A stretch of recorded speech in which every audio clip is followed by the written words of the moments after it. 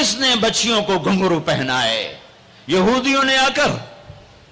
میں طوائفوں کے بازار بھی جاتا ہوں اللہ کے فضل سے, ان بچیوں کی کہانی سن کے میرا کلیجہ پھٹ جاتا. یہ طوائف بن گئی اور نچانے والا ویسے کا ویسا صحابی رہا جس نے گھنگرو پہنائے, جس نے اس کی عزت سے اس کی عزت کو پیسوں پہ خریدا, وہ تو ویسے کا ویسا صاحب ہے. اور جو بک گئی اپنی غربت کی ماری ہوئی وہ طوائف بن گئی, وہ رنڈی بن گئی. کس نے ان کو طوائف بنایا ہے؟ کس نے ان کو رنڈی بنایا ہے؟ کس نے انہیں گھنگرو پہنائے؟ ڈیفنس والوں نے نہیں پہنائے, کراچی ملتان لاہور والوں نے نہیں پہنائے. کس نے پہنائے ہیں؟ تمہارے اندر حیا ہوتا تو کسی غریب کی بیٹی کو گھنگرو نہ باندھنے پڑتے, مالدار سخی ہوتے تو کسی غریب کی بچی کی عزت نیلام نہ ہوتی. بنی اسرائیل میں ایک نوجوان تھا, کفل اس کا نام تھا. میرے نبی نے قصہ سنا ہے ترمذی میں. وہ روزانہ نئی لڑکی لاتا تھا اپنی عیاشی کے لیے. ایک رات ایک لڑکی کو لے کر آیا, 60 دینار آج کا 30 لاکھ روپیہ ہے. 60 دینار آج کا 30 لاکھ روپیہ ہے ایک رات کا. جب کمرے میں آیا تو وہ لڑکی بیٹھی رو رہی تھی. تو کفل نے کہا کیوں رو رہی ہو؟ میں زبردستی تو نہیں لایا. تو اس لڑکی نے کہا کفل میں عزت دار ہوں, میری عزت نیلام ہوئی ہے فقر کی وجہ سے. میں عزت دار ہوں, میری عزت آج نیلام ہوئی ہے فقر کی وجہ سے. جب مالدار لوگ غریبوں پہ خرچ نہیں کرتے, گاڑیوں کے ماڈل بدلتے ہیں, ہر سال نئے پروجیکٹ لگاتے ہیں, تو پھر غریبوں کی بیٹیاں نیلام ہو جاتی ہیں. کسی کو بٹھا دو, نون لیگ آ جائے, کاف لیگ آ جائے, یہ نہیں, اوپر سے فیصلے آئیں گے. وہ آئیں گے جب میں اور آپ اللہ سے صلح کریں گے. تو کفل رونے لگا, آنکھوں میں آنسو آ گئے. کہا بہن جس عزت کے ساتھ آئی تھی اسی عزت کے ساتھ واپس چلی جا, اور میں بڑا کتا انسان ہوں, میں تیرے آنسوؤں کے طفیل توبہ کرتا ہوں, یا میرے لیے بخشش کی دعا کر دے. اور کفل کو نہیں پتا ہونے والا کیا ہے آگے. وہ لڑکی گھر پہنچی, پیچھے کفل بیٹھا بیٹھا مر گیا. جس حال میں یہ زندگی گزار رہا تھا, کل اس کی میت کو کندھا دینے کوئی نہ آتا, غسل دینے کوئی نہ آتا, دفن کرنے کوئی نہ آتا. یہ ایسی غلط زندگی والا تھا. واہ اے میرے رب, دیکھ رہا ہے تو سن رہا, اور ہم تو محمد مصطفیٰ کے امتی بیٹھے. یہ تو موسیٰ علیہ السلام کا امتی ہے, اور ہم تو محمد مصطفیٰ کے امتی بیٹھے ہوئے ہیں. میرے رب کاش اپنے اللہ کو بھی کہیں ڈھونڈتے, کہیں اس کے حبیب کی پیاری زندگی ڈھونڈتے. تاجروں کو بخار چڑھا ہوا ہے, اس سال پروجیکٹ مکمل ہوگا کہ نہیں ہوگا, ہوگا کہ نہیں ہوگا, اگلا کب شروع ہوگا, اگلا کب شروع ہوگا. میرے رب نے اگلے دن جب صبح ہوئی اور لوگ اٹھے تو انہوں نے دیکھا تو کفل کے دروازے پر لکھا ہوا تھا بڑا نورانی چمکتا ہوا, ان اللہ قد غفر للکفل. اے لوگو, اللہ نے کفل کو معاف کر دیا ہے. اس لکھنے کا کیا مطلب تھا کہ جاؤ کندھا دو, جاؤ غسل دو, جاؤ قبر میں اتارو, ہم نے معاف کر دیا. اور یہ تو اللہ کے نبی کی امت ہے. اگر اپنے مسائل کا حل کرنا ہے تو قرآن میں ڈھونڈو, ان ھذا القرآن یہدی للتی ہی اقوم. قرآن میں ڈھونڈو. وننزل من القرآن ما هو شفاء.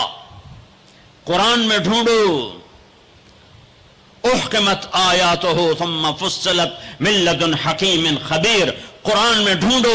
وتمت کلمت ربک صدقا وعدلا لا مبدل لکلماتہ. قرآن میں ڈھونڈو. انہ لقول فصل وما هو بالہزل. یہ میرے رب کا کلام ہے, پیغام ہے.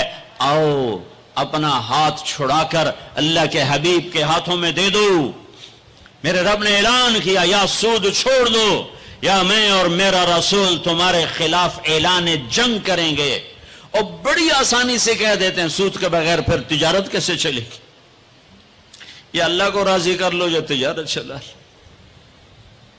اللہ کا قرآن بھی جھوٹا, اللہ بھی جھوٹا, اللہ کا نبی بھی جھوٹا, چلے گی تجارت ہرس و ہوس چھوڑ دو، چلے گی تجارت جھوٹ چھوڑ دو، چلے گی تجارت لالچ چھوڑ دو، چلے گی تجارت طمع چھوڑ دو، چلے گی تجارت ہوس چھوڑ دو، چلے گی۔ اللہ سچا یا میں سچا، میرا نبی سچا یا میں سچا؟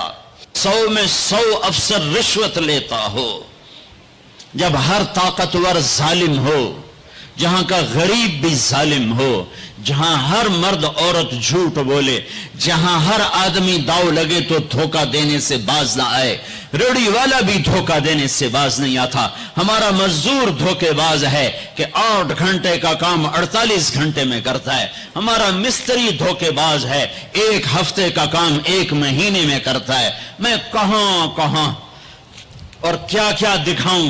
فیصل آباد فجر کی نماز پڑھ کے نکلا سیر کرنے، واپس آیا تو ایک ریڑھی والا نظر آیا دور سے، سفید پگڑی سفید داڑھی۔ ریڑھی والے عام طور پر ایسے نہیں ہوتے، دنیا کے بھی غریب ہوتے ہیں، دین کے بھی غریب ہوتے ہیں، تو مجھے بڑے پیارے لگے وہ بزرگ۔ تو میں جب ان کے قریب سے گزرا تو میں نے ان کو ایک دفعہ پھر یوں دیکھا، تو میں نے دیکھا ویسے رو رہے تھے خاموش آنسوؤں کے ساتھ، اور ان کا ایک ہاتھ تھا ریڑھی کے اوپر اور ایک ہاتھ تھا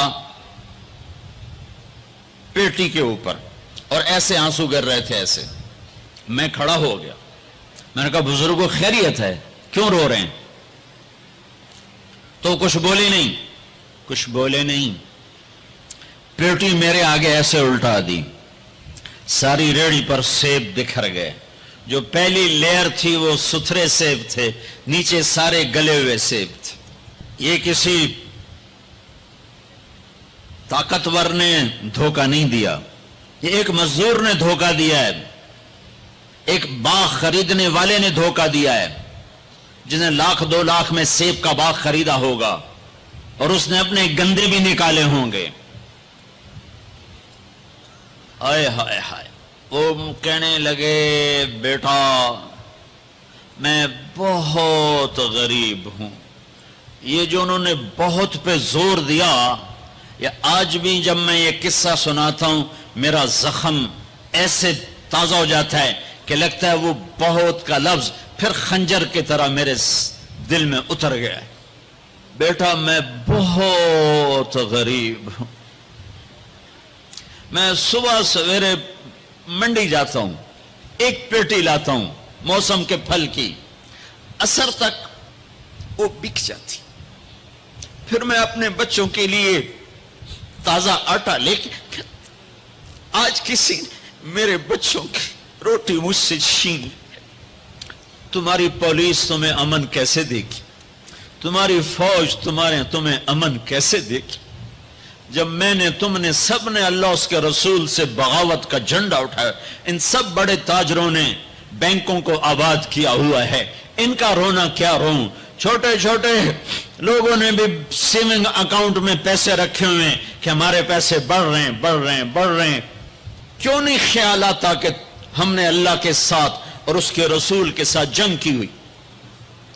نماز چھوڑ دو اللہ ناراض ہے، شراب پیو اللہ ناراض ہے، روزہ نہ رکھو اللہ ناراض ہے، زکوٰۃ نہ دو اللہ ناراض، یہ تو چھوٹے گناہ ہیں، کافر مشرک اللہ ناراض ہے، لیکن اس دھرتی پر صرف ایک گناہ ہے۔ اللہ کے واسطے میری سنو، عقیل نے بڑے بڑے لوگ بھی بلائے ہوں گے، اللہ کے واسطے میری بات سنو، میری فریاد سن۔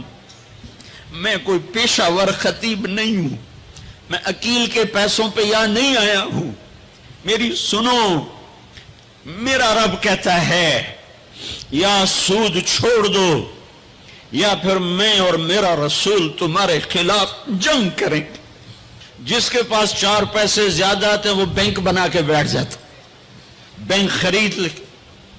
پہلے اللہ سے صلح تو کرو۔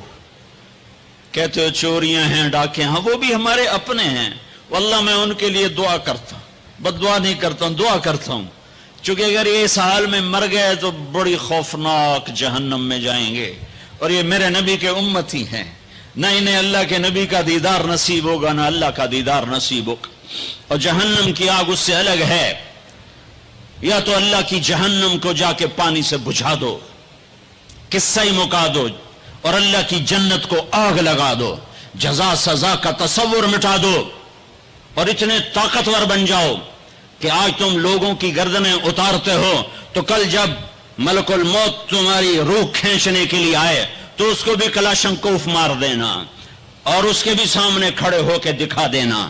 یا اتنی طاقت پیدا کرو کہ جب تمہیں اٹھا کے قبر میں لے جا رہے ہوں تو جانے سے انکار کر دینا, اڑ جانا, میں نہیں جانتا لال و زور. یا منکر نکیر سے ٹکر لے کے دکھاؤ, یا اللہ کے سامنے قیامت کے دن اڑ کے دکھاؤ, یا یہ کرتوت کر کے میرے نبی کے سامنے کر کے. ہم کیسی امت ہیں جس کے لاڈلوں کے سر ذبح کٹ گئے. ارے بکرے کو ذبح کرتے ہوئے بھی رحم آ جاتا ہے. اپنی قربانی کے جانور کے سر پہ کھڑا ہونا مستحب ہے. میں نہیں کھڑا ہو سکتا, میرا دل گھبرانے لگتا ہے. اور پیچھے مڑ کے دیکھو 61 ہجری میں حسین کا سر گلا کاٹا جا رہا ہے, ذبح کیا جا رہا ہے بکرے کی طرح. اس کے معصوم عبداللہ کو ذبح کیا جا رہا ہے,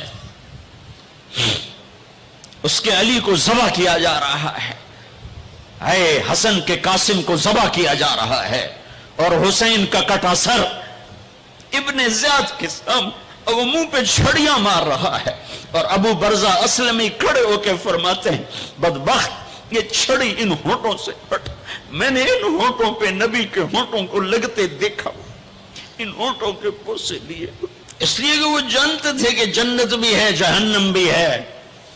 آؤ آج مل کے اللہ کی دوزخ کو بجھا دیں اور اللہ کی جنت کو آگ لگا دیں, اور منکر نکیر اور اسرائیل کو بھی کلاشنکوف سے اڑا دیں.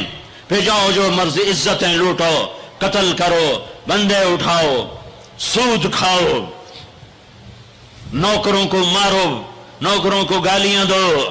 ہر گھر میں نوکر بے عزت نہیں ہو رہے, ہر گھر میں نوکرانیاں بے عزت نہیں ہو رہی. بیگم سے چائے کی پیالی نہیں پورا سیٹ ٹوٹ جائے تو صرف اتنا کہتے اوہ سیٹ ٹوٹ گیا, اور نوکرانی سے پیالی ٹوٹ جائے تو اس کی عزت اتار کر اس کے ہاتھ میں پکڑا دی جاتی ہے.